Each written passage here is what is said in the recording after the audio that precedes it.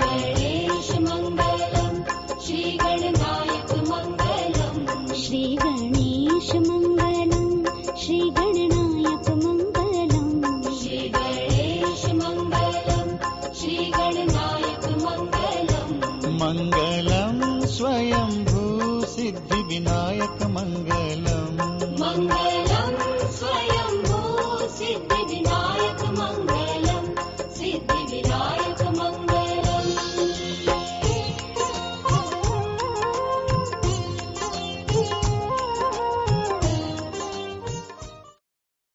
Welcome to the 39th year of the Bhajnavali broadcast, directed and hosted by Sri Gyan Rajhans. Bhajnavali is a spiritual broadcast consisting of English discourses, Hindi pravachan, and melodious bhajans. भजनावली के 39वें वर्ष के प्रसारण में आपका स्वागत है. हमारे प्रसारण में आप अंग्रेजी और हिंदी प्रवचनों और मधुर भजनों सुनते हैं. धन्यवाद. Now, here is your host, Sri Gyan Rajhans. Thank you, Shalini. Dear worldwide devotees of Bhajnavali, Tomorrow is the most pious day for Bhajnavali, namely Sri Gita Jayanti, when Lord Krishna sang the song divine to the hesitating warrior Arjuna in the battlefield of Kurukshetra. Hence, today's entire broadcast will be devoted to the Hindu's Bible, Srimad Bhagavad Gita, where you will learn history of the Gita, its influence in modern times, and what Bhagavad Gita gives to the seeker.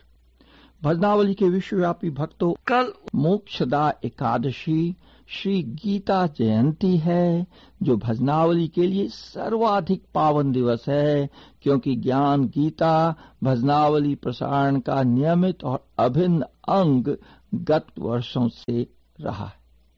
अतः अपने गत वर्षों की परंपरा निभाते हुए आज का संपूर्ण प्रसारण स्वयं श्रीमन नारायण के मुखारविंद से प्रस्फुटित श्रीमद् भगवद गीता के उपदेशों से परिप्लावित है. तो आइए आज के गीता सत्संग का आरंभ करें गीता के प्रथम 2 अध्यायों के उपदेशों के गान से. After this bhajan and English discourse on the Hindu's Bible, Srimad Bhagavad Gita. Sanjay ने धृतराष्ट्र से कही अमोलक बात, युद्ध क्षेत्र का हाल मैं तुम्हें सुनाऊंगा. कौरव पांडव सैन्य दल खड़े हैं दोनों, एक से बढ़कर एक है शूरवीर हर छोर. दुर्योधन के संग हैं भीष्म द्रोण गुरुजन, अर्जुन के रथ सारथी श्री कृष्ण भगवान. देखे दोनों ओर जब भाई बंधु अनेक,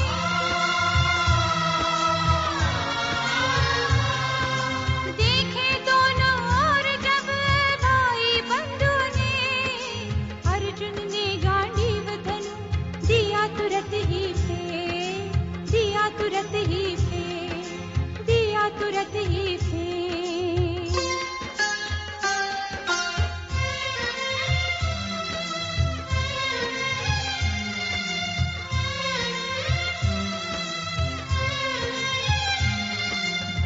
युद्ध क्षेत्र में जब अर्जुन ने तजा धनुष और बाण,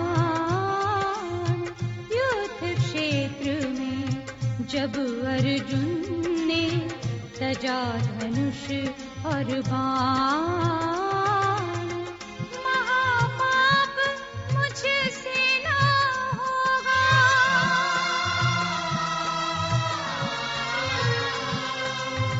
महापाप मुझसे ना होगा.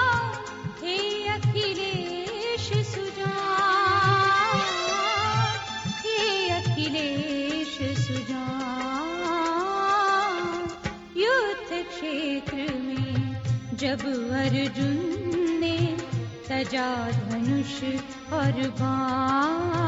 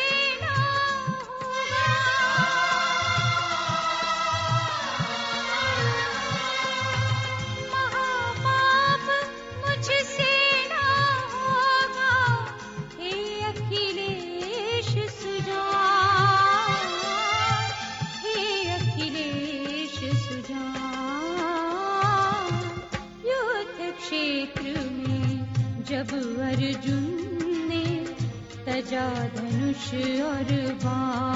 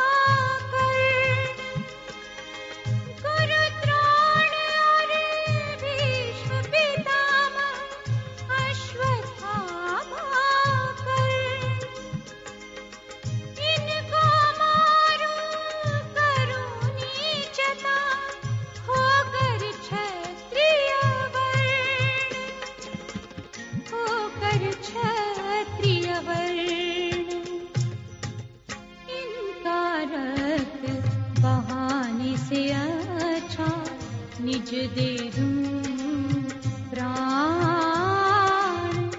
महापाप मुझसे ना होगा।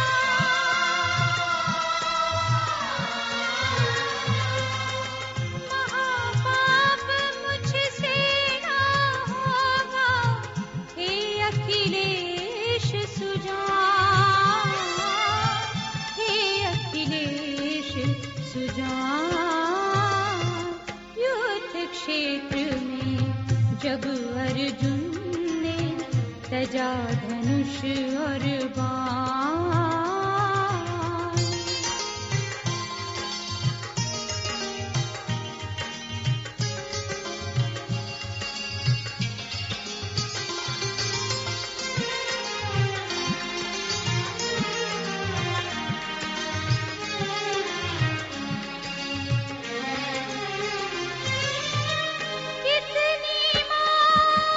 की गोदी से बेटे होंगे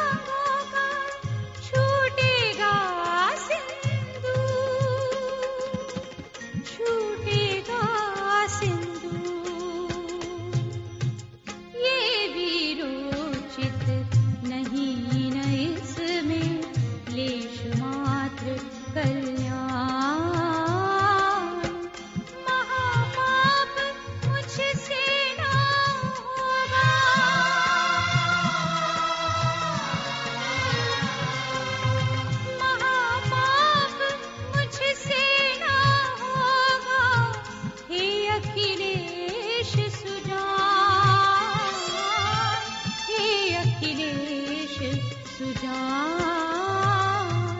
युद्ध क्षेत्र में जब अर्जुन ने तजा धनुष और बाण, युद्ध क्षेत्र में जब अर्जुन ने तजा धनुष और बाण।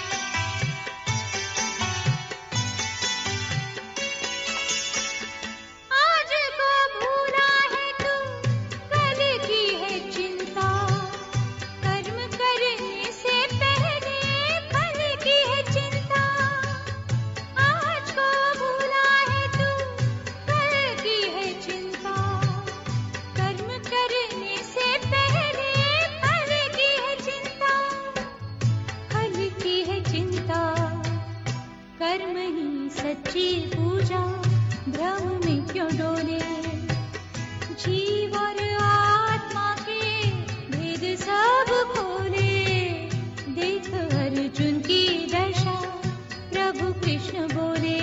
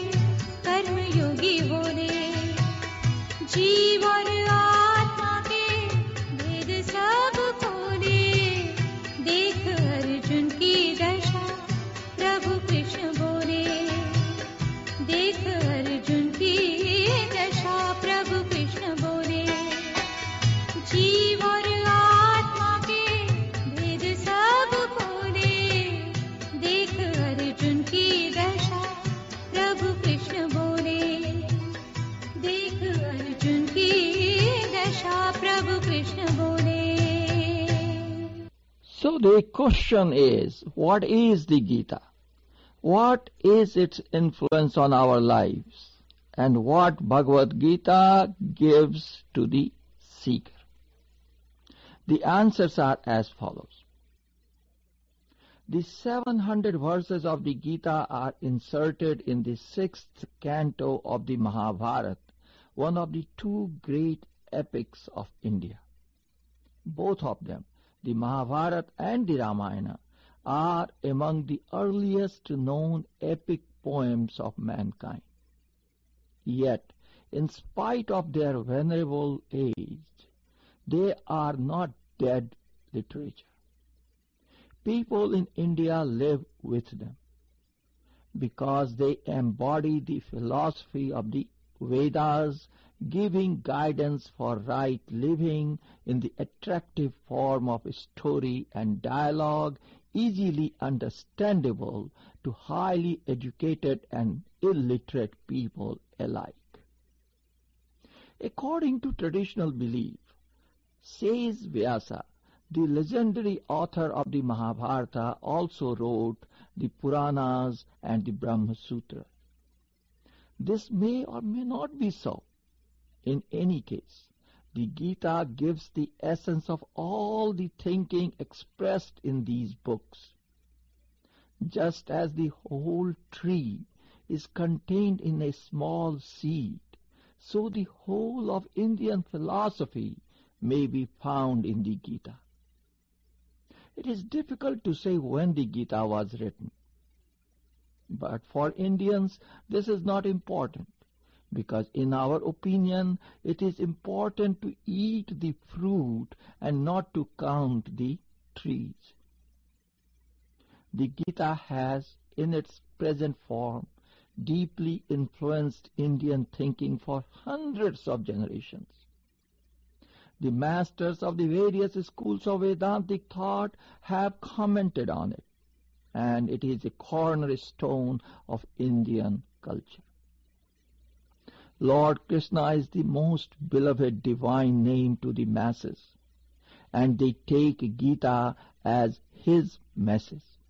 Hence the name Bhagavad Gita, the Song of God.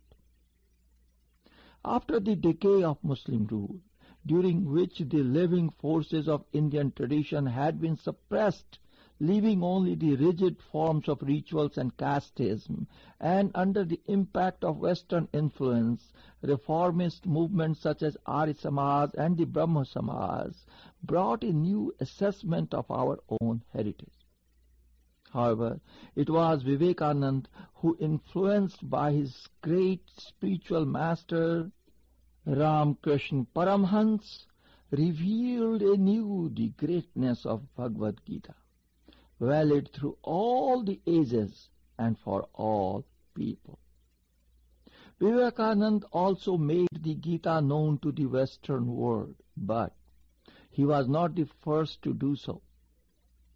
Can we consider it to be more coincidence that the Gita was the first work of Indian philosophy to be translated directly from the Sanskrit into a European language by Charles Wilkins in 1785, and not, as was the case with other scriptures, from a Persian translation?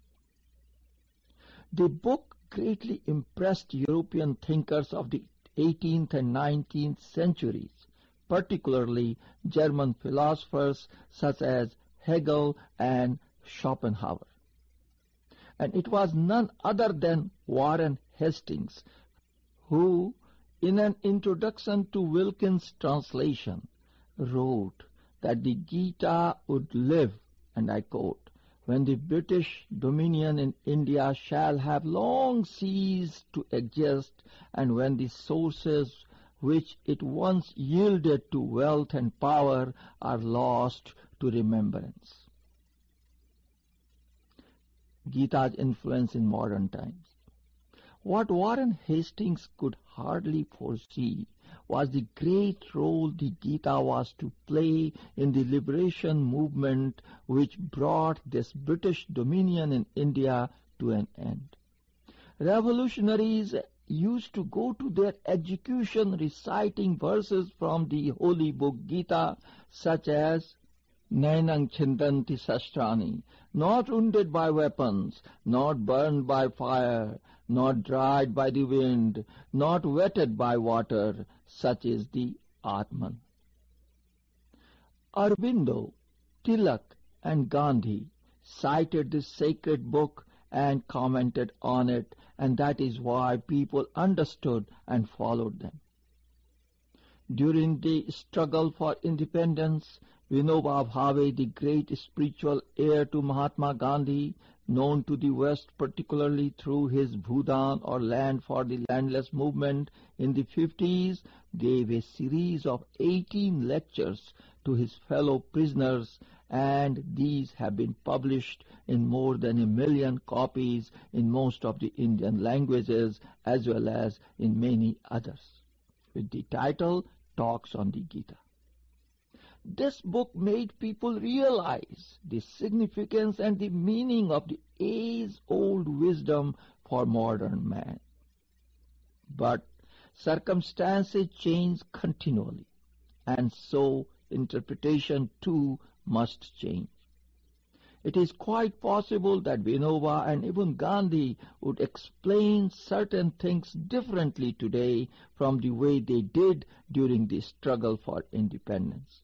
And that is why I always explain in the Gyan Gita broadcast the verses of the Gita differently every time.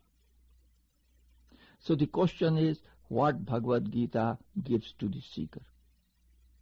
Not only must the Gita be explained anew for each period, but also interpreted according to the understanding of a given type of people.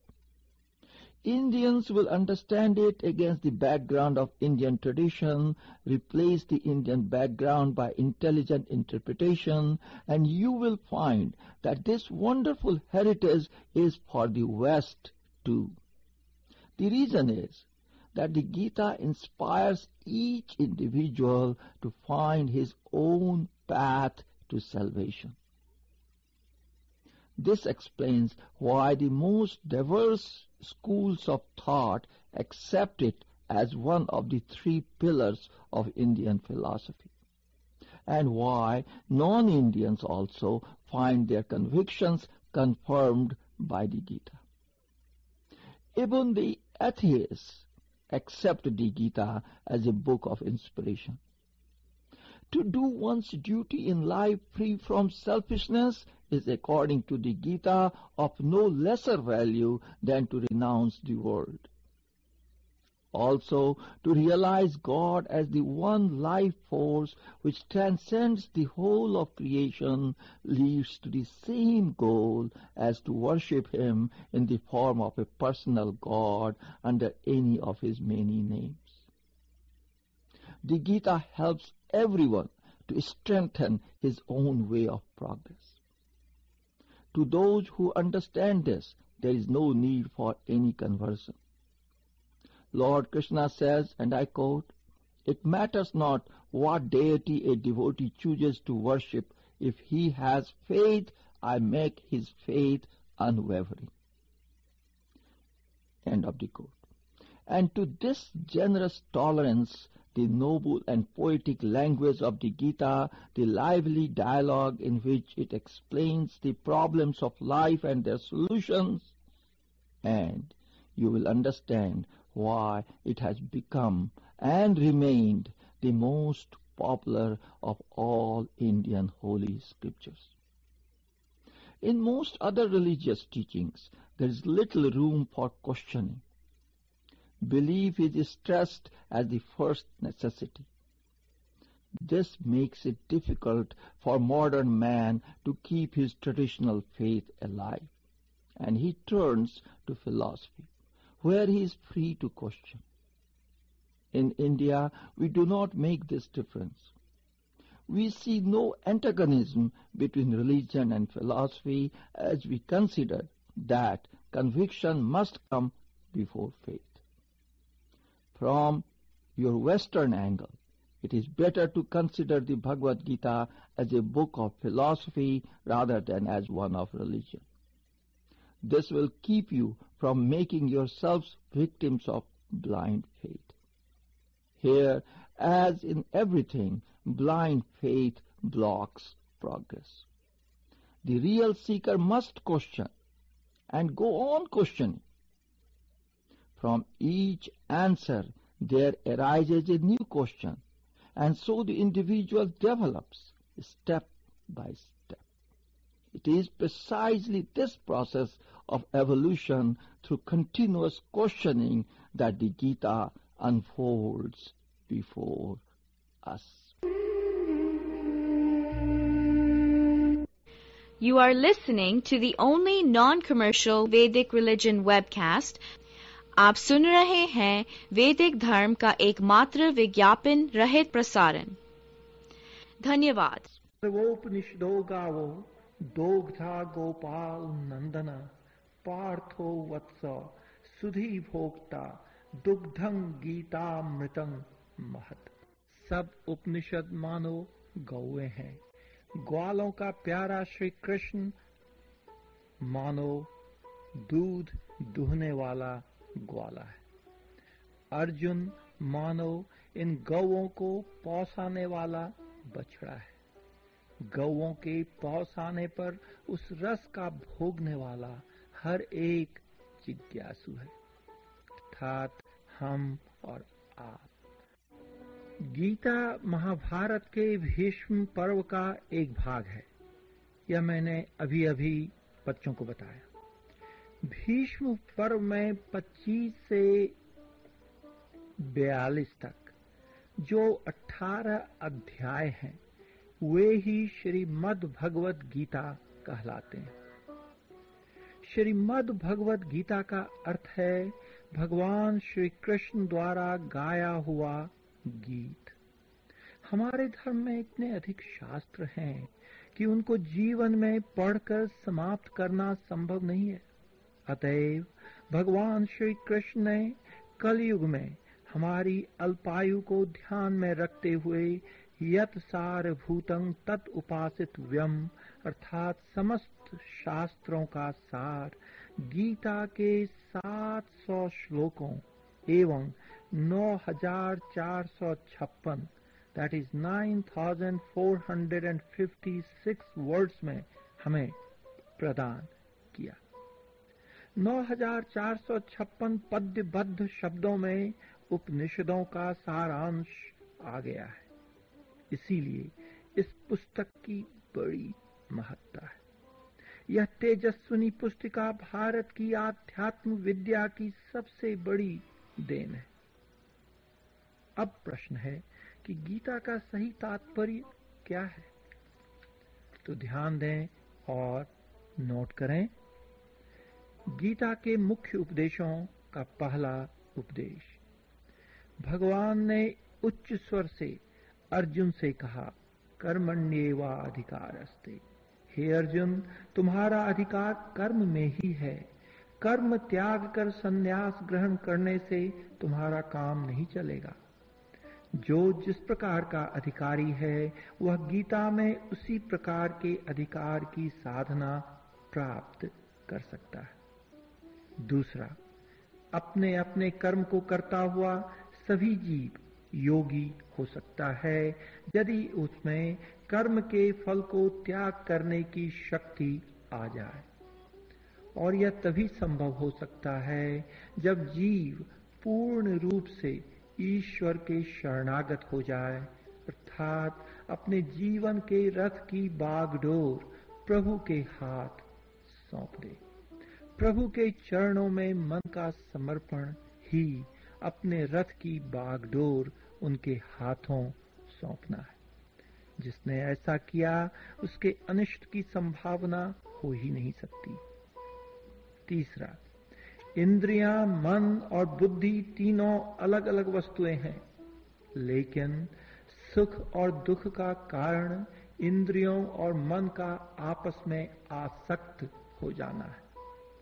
वासना जब इंद्रिय, मन और बुद्धि पर अधिकार जमा लेती है तो मनुष्य नहीं करने वाले कर्म को करता है और पाप का भागी होता है।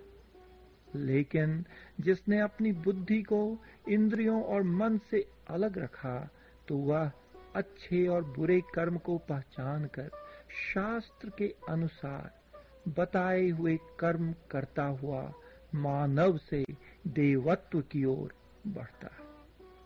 इसीलिए कर्मयोग की शर्त है आसक्त बुद्धि सर्वत्र, अर्थात जब तक बुद्धि मन की आसक्ति में नहीं पड़ता तब तक ही कर्मयोग संभव है। बुद्धि निरासक्त तभी हो सकती है यदि वह मन के बदले आत्मा से संबंध जोड़ ले, क्योंकि सबके भीतर बैठी आत्मा ही अविनाशी परमात्मा है। जीवात्मा और परमात्मा का मिलन ही सच्चा योग है। चौथा, सर्वव्यापी तथा सब देहों में देही आत्मा अविनाशी, पुरातन, नित्य, अव्यय और जन्मा, न मरने वाला और न मारने वाला है। जैसे शरीरधारी को बाल, युवा तथा बुढ़ापा अवस्थाएं आती हैं, जैसे पुराने पुराने वस्त्रों को छोड़कर नए नए वस्त्र देह पर आते हैं, उसी भांति देहधारी पुरानी देह को छोड़कर नई देह धारण करता है। पांचवा, न तो किसी के कर्म को, न कर्म के फल को और न भाग्य को ही भगवान रचता है। जो यह कहते हैं कि भगवान करा रहा है वे नासमझ हैं। भगवान ने स्पष्ट रूप से 5वें अध्याय में कहा है, न कर्तृत्वं न कर्माणि लोकस्य सृजति प्रभु, न कर्म फल संयोगं स्वभावस्तु प्रवर्तते। अर्थात इसी बात को संत तुलसी अपने रामायण में कहते हैं, काहु न को सुख दुख कर दाता, निज कृत कर्म भोग सुनु भ्राता। अतः योग कर्मसु कौशलम, कुशलता से किया हुआ कर्म ही कर्म योग है। कर्म करने की कुशलता क्या है? यही कि कर्म तो किया जाए परंतु उसका बंधन न लगने पावे। यह किस प्रकार संभव होगा? तो भगवान कहते हैं, यत करोषि यदश्नासी यद जुहोषि ददासी यत पश्यसि कौन्तेय तत्कुरुष्व मद दर्पणम। Whatever you do, whatever you eat, whatever you offer in sacrifice, whatever you give, whatever you practice as austerity, O Arjuna, do it as an offering unto me. इस प्रकार श्रोताओं, गीता का उपदेश निरुत्साहियों को उत्साहित करने वाला, निराश हृदयों में आशा का संचार करने वाला, कायरों को वीर बनाने वाला तथा आलस्यों को स्फूर्ति देने वाला है। तो आज के इस विशेष गीता जयंती प्रसारण का अंत करना चाहूंगा एक अत्यंत ही मधुर गीता भजन से, जो संत श्री मुरारी बापू द्वारा लिखा हुआ है, परंतु उसे गाया है हमारे टोरंटो के उभरते हुए कलाकारों ने। I would like to end today's special Gita Jayanti broadcast with another melodious Gita bhajan written by Sant Shri Murari Bapu and sung by our local Torontonian singers. तो इसी भजन के साथ आज का यह विशेष प्रसारण अंत हो जाएगा। On behalf of the entire Bhajanavali team, we wish you all happy Gita Jayanti. Gita Jayanti के शुभ अवसर पर अनेकानेक शुभकामनाएं। आज्ञा दें। प्रणाम। जाने क्या जादू भरा हुआ भगवान तुम्हारी गीता में, जाने क्या जादू भरा हुआ भगवान तुम्हारी गीता में। गीता संतों को प्यारी है, गीता संतों को प्यारी है, गीता संतों को प्यारी है, गीता संतों को प्यारी है। श्रुति धर्म के अनुसारी है, श्रुति धर्म के अनुसारी है। सारा भव सागर तरा हुआ, सारा भव सागर तरा हुआ श्री कृष्ण तुम्हारी गीता में, श्री कृष्ण तुम्हारी गीता में। जाने क्या जादू भरा हुआ भगवान तुम्हारी गीता में, जाने क्या जादू भरा हुआ भगवान तुम्हारी गीता में। गीता भारत की गरिमा है, गीता भारत की गरिमा है, गीता भारत की गरिमा है, गीता भारत की गरिमा है। महाभारत की वो महिमा है, महाभारत की वो महिमा है, महाभारत की वो महिमा है, महाभारत की वो महिमा है। शरणागति की परिसीमा है, शरणागत की परिसीमा है। श्री कृष्ण तुम्हारी गीता में, श्री कृष्ण तुम्हारी गीता में। जाने क्या जादू भरा हुआ भगवान तुम्हारी गीता में, जाने क्या जादू भरा हुआ भगवान तुम्हारी गीता में।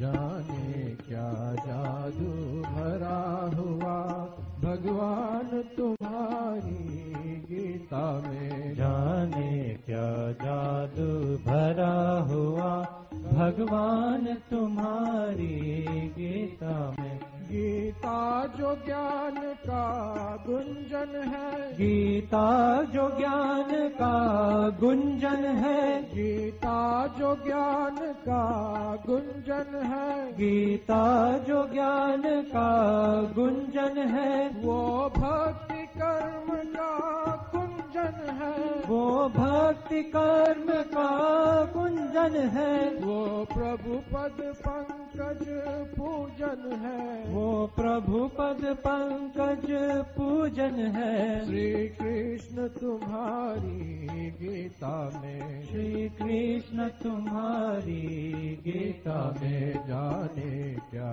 जादू भरा हुआ, भगवान तुम्हारी